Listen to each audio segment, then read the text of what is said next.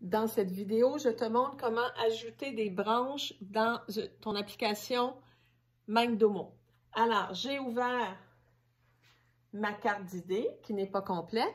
Alors moi, j'ai envie de créer des branches qui vont représenter les cartons de verbes du verbe être. Alors, pour ce faire, je vais en bas de l'écran à droite, j'appuie.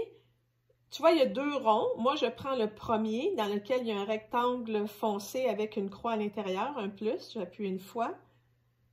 Et la branche va s'ajouter ici. Plus tard, je vais te montrer comment les déplacer, les branches. Alors, admettons, pour moi, ici, ça va être le temps présent. Donc, je vais écrire présent. OK. Maintenant, je veux rajouter une autre branche, mais je ne veux pas la rajouter à celle-ci. Je veux la rajouter à mon point central. Donc, je dois sélectionner mon point central.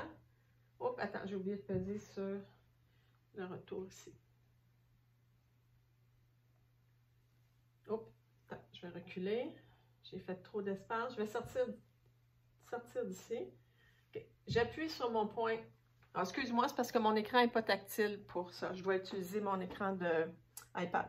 J'appuie sur être. Maintenant, je veux ajouter une autre branche. Donc, je vais aller en bas à droite de l'écran. J'appuie sur le rectangle avec le petit X. Je peux maintenant aller écrire, admettons, mon prochain temps de verbe, ça va être imparfait. Parfait. Maintenant, je veux rajouter encore deux autres branches. Alors, je sors, j'appuie. Pour sortir d'ici puis du clavier, j'appuie avec mon doigt à l'extérieur de mes branches. Donc, j'appuie une fois et je suis sortie. Je retourne au être une fois. J'ajoute une autre branche en appuyant en bas à droite. Ça va être le futur.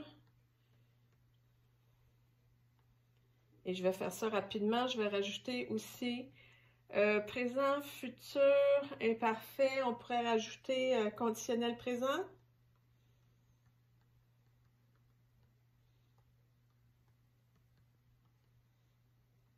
Parfait.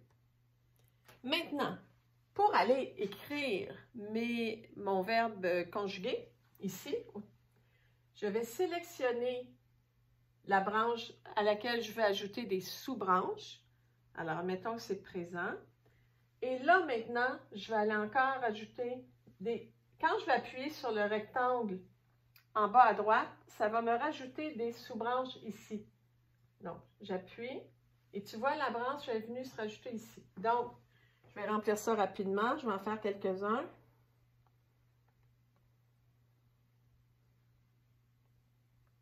Je vais ajouter une autre branche.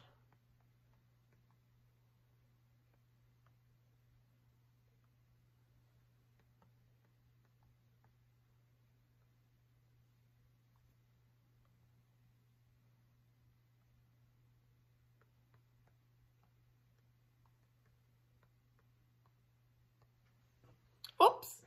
J'ai fait exprès, j'ai fait une faute. J'ai écrit « nous serons », mais « nous serons », ce n'est pas au présent, évidemment, c'est au futur.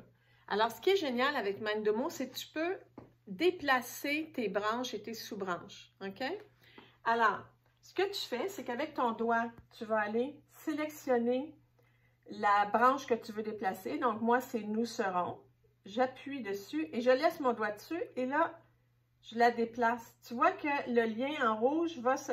Comme là, si je lâche, nous serons est allé se mettre au conditionnel présent. C'est évidemment pas ce que je veux. Alors, je reprends, je réappuie sur nous serons et je me déplace et je vais me promener près du temps futur. Je me rapproche.